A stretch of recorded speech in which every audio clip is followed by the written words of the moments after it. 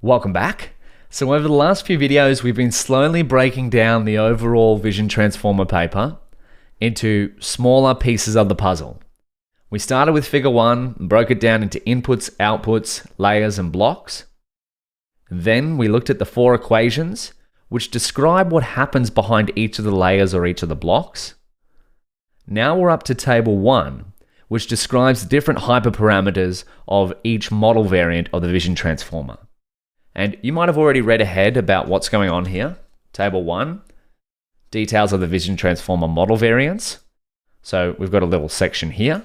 We'll have a look at that in a second, but let's just jump back to the keynote and just reflect what's happening with the 4 equations.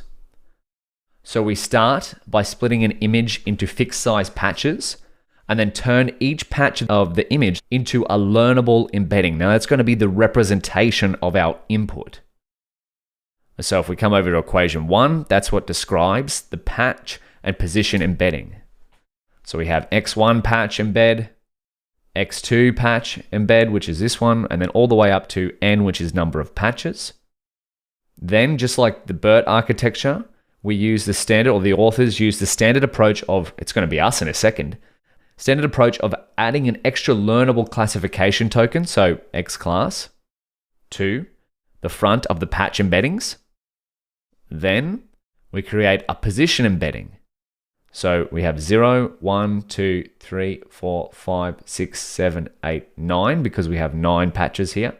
And of course, 0 is for the class token. And so the position embeddings are to retain positional information. Then if we keep going, we have alternating layers of multi-head self-attention within the transformer encoder block. And this is going to be referred to as our MSA block. So MSA layer norm takes the embedded patches as the input. And because there's multiple blocks of this transformer encoder, we've got the nomenclature here of ZL-1 for layer -1, all the way up to the final layer, which is the capital L. So this is equation 2 here.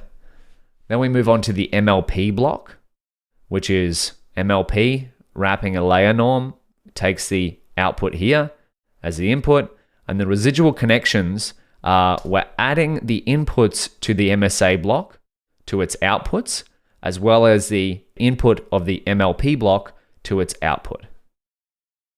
So a fair bit going on here, but we've broken these down step by step now, and we're going to start to work towards turning this all into usable PyTorch code. So now let's move back to table 1. So if we have a look at what's going on in table 1, you can see we have different model names here, such as VIT base, VIT large, VIT huge, and you'll see that the numbers go up. This is kind of a trend that you'll see with a lot of research papers, is that the authors often release different variants of their model under different scales. So if we look at the number of parameters here, VIT base, the smallest version, has 86 million parameters, but that's still far more parameters than any of the models that we've built so far. And then it goes up as the other numbers go up. So if we add more layers, so this is doubling the number of layers, we get almost triple or over triple the number of parameters. And then it goes up again, and then we have 632 million parameters. So we're edging towards a billion parameter model here with VIT huge. So we base VIT configurations on those used for BERT. So BERT is one of the original transformer architectures used for text. As summarized in table 1, the base and large models are directly adopted from BERT, and we add the larger huge model. In what follows, we use brief notation to indicate the model size and the input patch size. So this is something to be aware of. The patch size, if we go back to our figure here, the patch size is this. So this is an important note. For instance, VIT-L, so VIT large, means, or VIT-L16 means the large variant with a patch size of 16 by 16 input. So that's the patch size that we're going to use. So when we split our images into patches, they're going to be 16 by 16. So that's the input patch size. Note that the transformer's sequence length is inversely proportional to the square of the patch size. Thus, models with smaller patch size are computationally more expensive. Now, where does this come from? Inversely proportional to the square of the patch size. Now, if we come back up to here into section 3.1, that's because the number of patches is patch squared. So height times width divided by patch squared. So you can imagine if this number gets smaller, the number of patches is going to be more because height times width is going to be divided by a smaller number. So the higher P goes, the smaller number of patches there is.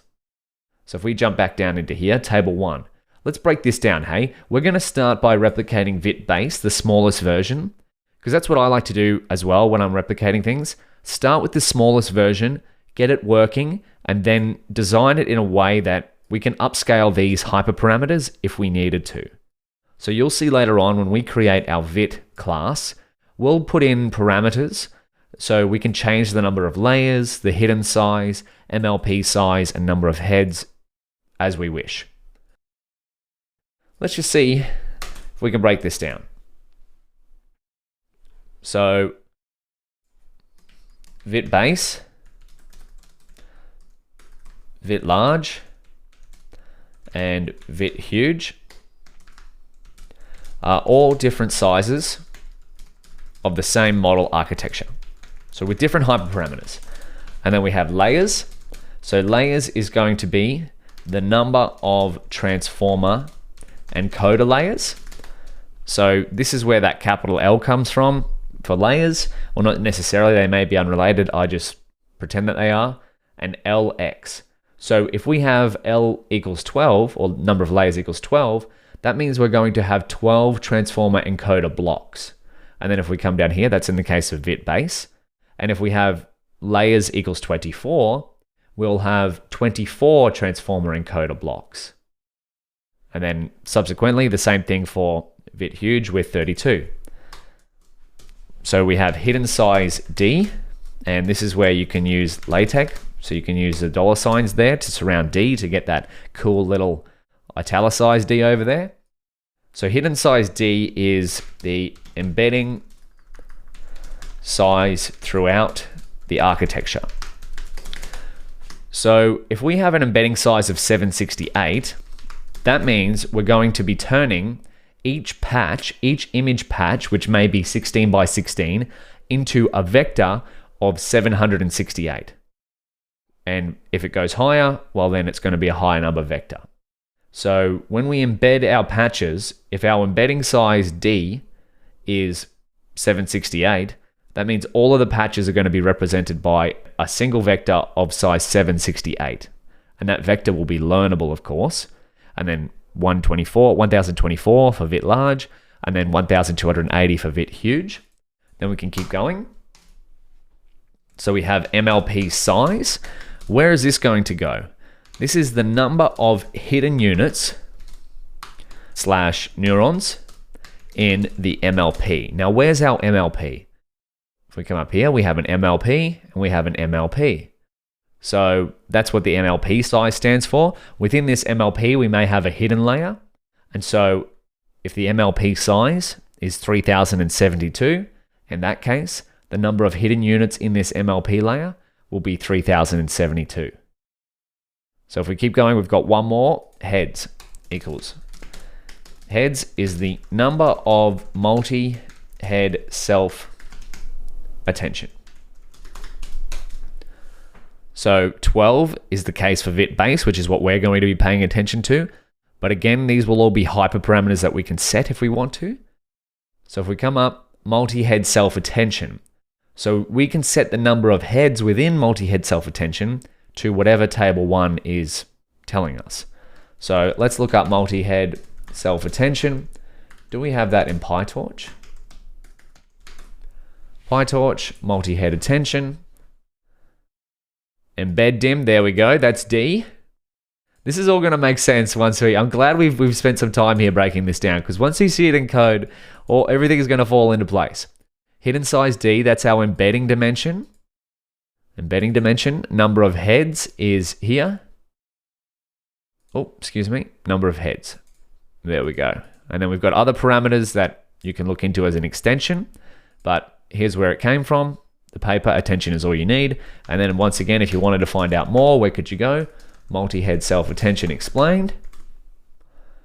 A lot of resources there, but if we just look at the first one, Papers with Code is one of my favorite resources.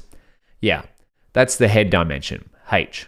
So we split it across a number of heads, so we have H there. And I'll let you read more about that there.